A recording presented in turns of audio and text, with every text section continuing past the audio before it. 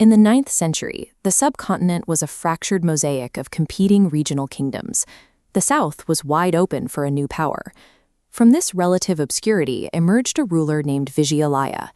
He captured the city of Tanjavur and laid the groundwork for the imperial Cholas, a dynasty that would eventually expand across the entire Tamil region. Building an empire of that size requires immense wealth. Historically, kings extracted that wealth through a heavy-handed, top-down autocracy, micromanaging every single asset to ensure nothing slipped away. The Chola emperors faced a staggering logistical problem. They had to manage millions of subjects spread across vast territories, and they needed to extract enough agricultural and trade revenue from all of them to survive. The Cholas stabilized this expansion by formalizing a system of local autonomy. They delegated the day-to-day functions of the state to self-governing villages, a strategy that provided the steady revenue needed for their reach to extend far beyond the coast. The empire was structured deliberately from the bottom up. The territory was broken down into massive provinces called mandalams, which were further divided into districts and eventually trickled down to the lowest unit, the village, or kuram. Each village operated under a local assembly known as a sabha. The Chola kings left these sabhas to function independently. They managed their own local justice, maintained communal gardens, and most importantly, they organized their own tax collection. We know exactly how this machinery worked because they carved the blueprints into stone. These inscriptions describe the Kudavoli system. It was a democratic lottery where the names of eligible committee members were written on palm leaves, dropped into a pot, and drawn at random. Giving the locals control over their own resources led to a highly efficient agricultural base. Looking at this dam spanning the Kaveri River, you can see how they harnessed water to flood their fields, turning rice cultivation into the kingdom's primary economic engine. By outsourcing the micromanagement of daily life to the villages themselves, the Chola kings freed up enormous administrative bandwidth. This resulted in a predictable stream of land revenue flowing directly into the royal treasury, without the need for a massive, centralized bureaucracy.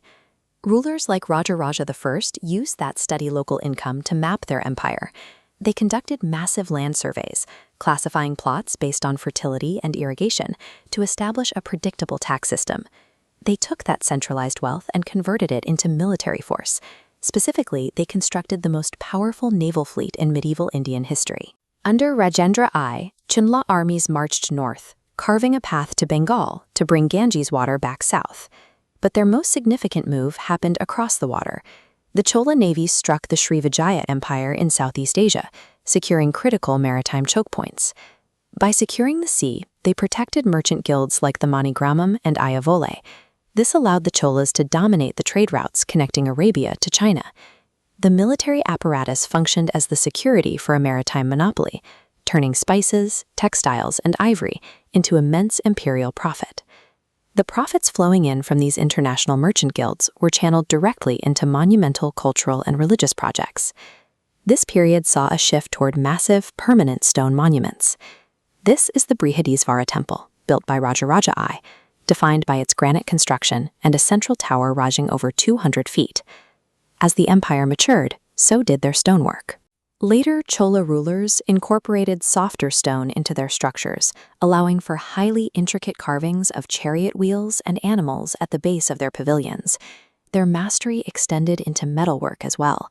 This bronze Nataraja is a specialized achievement in metallurgy, casting the god Shiva locked in a cosmic dance inside a ring of fire.